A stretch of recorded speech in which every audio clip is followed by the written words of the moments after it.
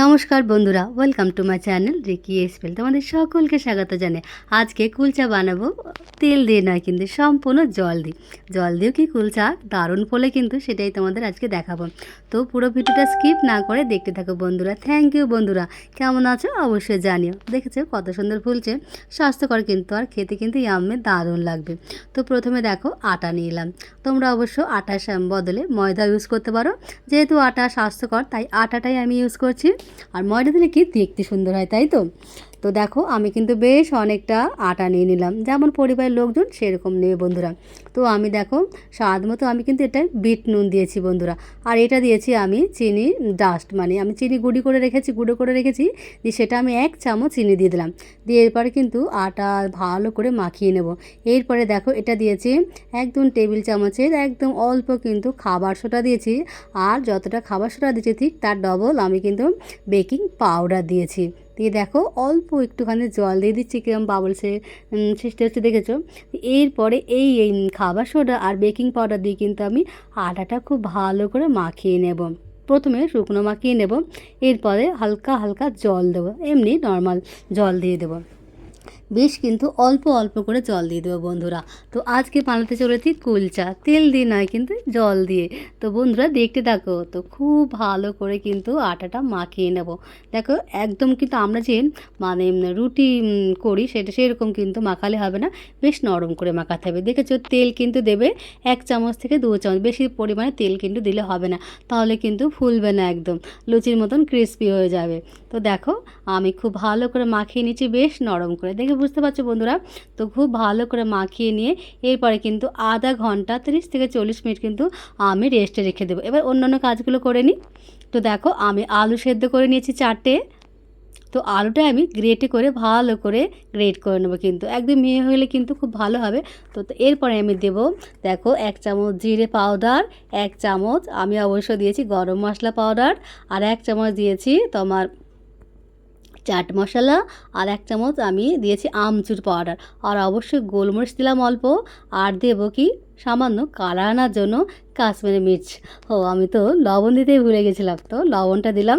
এরপরে অবশ্য দিলাম ধনেপাতা, বেশ কিছুটা ধনেপাতা কুচিয়ে দিলাম, আর কাঁচা লঙ্কা বা পাকা লঙ্কা দিতে পারো, ঝালটা অবশ্য তোমাদের স্বাদ মতো দেবে।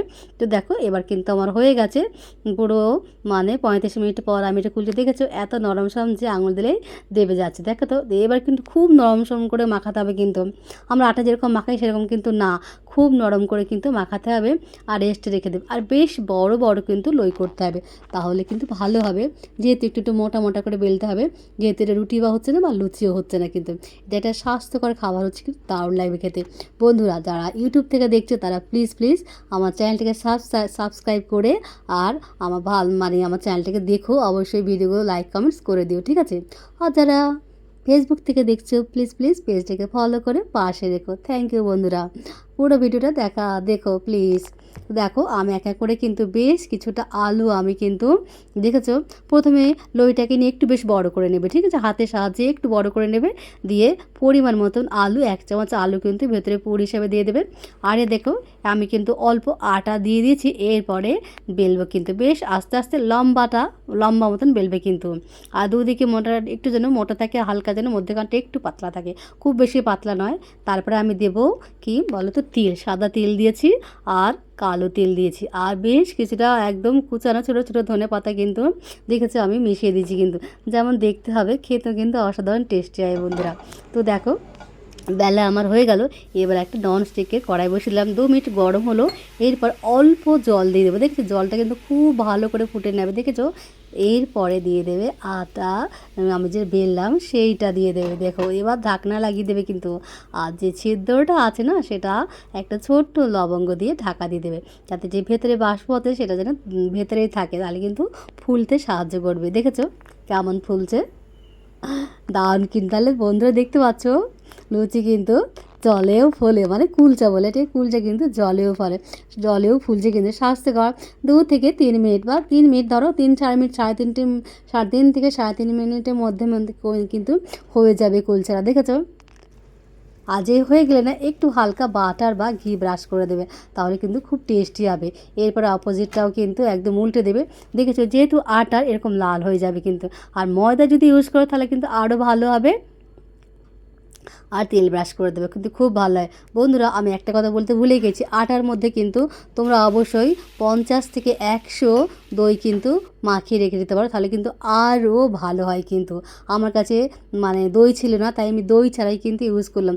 আরও একটা দেখাচ্ছি, দেখেছো মানে কি অসাধারণ ফুলছে, দেখেছো যে ঢাকাটা খুলে দেবো, দেখেছো কত সুন্দর ফুলছে, একদম কিন্তু ভালোই ফুলেছে বলো। তো তোমরাও ট্রাই করে বন্ধুরা, স্বাস্থ্যকর তো বলে, অবশ্যই খেতে কিন্তু অসাধারণ টেস্ট লাগে। আর অবশ্যই একটু দু পিঠে একটু বাটার বা একটু ঘি বুলিয়ে দিতে পারো, তাহলে কিন্তু খেতে হেভি টেস্ট হবে। দেখো এক এক করে কিন্তু আমার সবগুলো কুলচে হয়ে গেছে, দেখেছো কি অসাধারণ লাগছে দেখতে, তাই না? মনে হচ্ছে না বাইরে থেকে কিনে এনেছি, তাই তো? তো বন্ধুরা তোমরা কিন্তু প্লিজ প্লিজ অবশ্যই বাড়িতে ট্রাই করো, খুব ভালো হবে। এটা ময়দা দিয়েও বানাতে পারো বা আটা দিয়ে ইউজ করতে পারো। দেখেছো কত সুন্দর। আর ভেতরটা দেখো একদম কি ফুলেছে যেহেতু, দেখো একদম কিন্তু লেয়ারগুলো খুলে যাচ্ছে, দেখেছো কত সুন্দর। যেমন দেখতে হয়েছে তেমন কিন্তু খেতে হয়েছে। তোমরা অবশ্যই ট্রাই করো। আর ভিডিও দেখার জন্য অনেক অনেক ধন্যবাদ। Love you friends.